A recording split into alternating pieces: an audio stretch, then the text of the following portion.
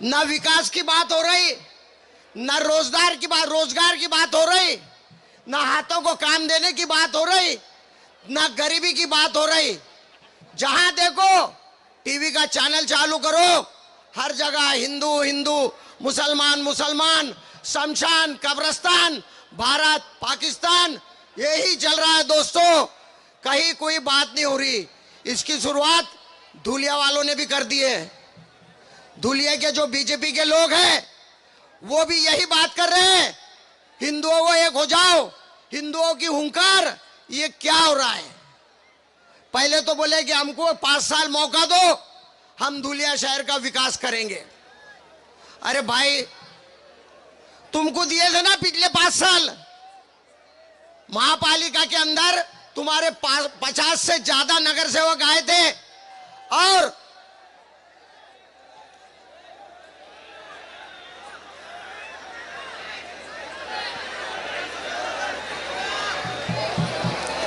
तुम्हारे 50 से ज्यादा नगर सेवक चुनकर आए थे। महापालिका तुम्हारे हाथ में 5 साल दी हुई थी। तुमने क्या किया? हमारी बस्ती की मां बहनों को पानी की बूंद बूंद के लिए तुमने तरसा दिया। कई शहर में विकास का नाम नहीं, कई रोडों का काम नहीं, कई गड्ढों का काम नहीं। उसके पहले धुलिया शहर वासियों ने खासदार करके डॉक्टर सुभाष भामरे को 2 बार चुन के दिया। इन 15 सालों में तुमने 15 लाख का निधि भी मुस्लिम बस्ती में दिया क्या? 15 लाख का निधि भी तुमने नहीं दिया और तुम फिर मुंह उठा के आ गए कि 5 साल दो। ये तो अल्लाह का एहसान करम है।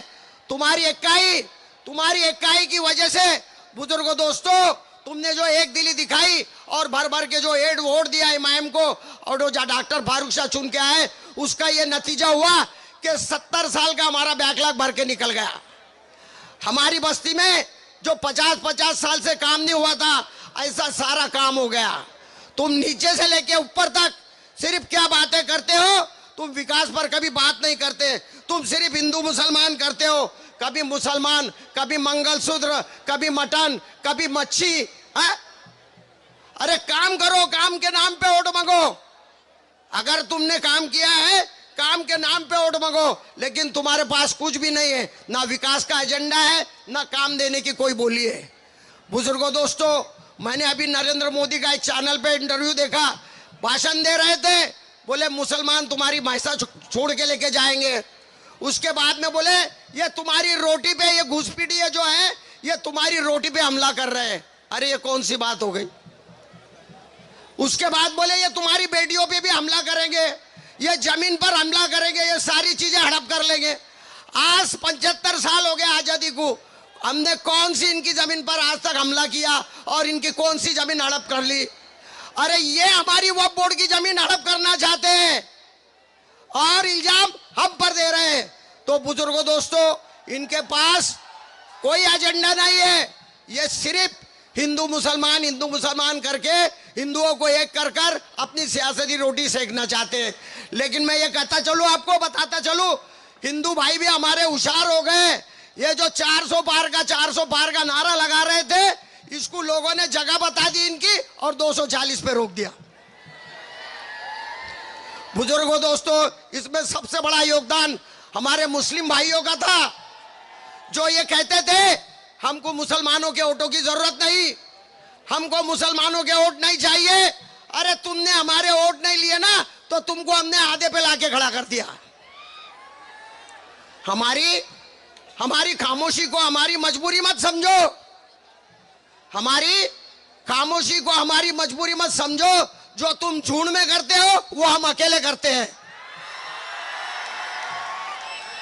मेरे बुजुर्गों दोस्तों, और बताता चलूं मैं, 3 तलाक, कभी मंगलसूत्र, कभी वक्फ बोर्ड की जमीन का, कभी हलाला का, कभी अजान माइक पे नहीं बोलने का, कभी दाढ़ी टोपी पर, कभी पहरावे से पहचानने का, ये सारी बातें, ये सारे फितने फैलाए जा रहे हैं। इन्होंने लोगों को मंदिर के नाम पे पागल बना के बहुत सारा, जो 15 साल का 10 साल का इन्होंने राजकारण जो था सत्ता भोग ली। अब इनके पास में कुछ नहीं है। अब लोगों को उल्लू बनाने के लिए कुछ नहीं है। एक मंदिर का मसला था, वो भी हल हो गया। बुजुर्गों दोस्तों, वो भी मंदिर का मसला कैसे हल हुआ? सुप्रीम कोर्ट के सुप्रीम जज चंद्रचूड़ साहब, 3 साल उनके न्यायालय में मसला था। 3 साल तक वो परेशान थे कि क्या निकाल दूं, कैसा निकाल दूं। उसके बाद में उन्होंने एक इंटरव्यू में कहा कि जब मैं कोर्ट में जाता था तो भगवान के सामने खड़े रह के प्रार्थना करता था कि भगवान मुझे तुम बुद्धि दो कि मैं बाबरी मस्जिद पर फैसला दे सकूं। और भगवान ने उनको बुद्धि दी, उन्होंने बाबरी मस्जिद पे फैसला दे दिया राम मंदिर के नाम पर।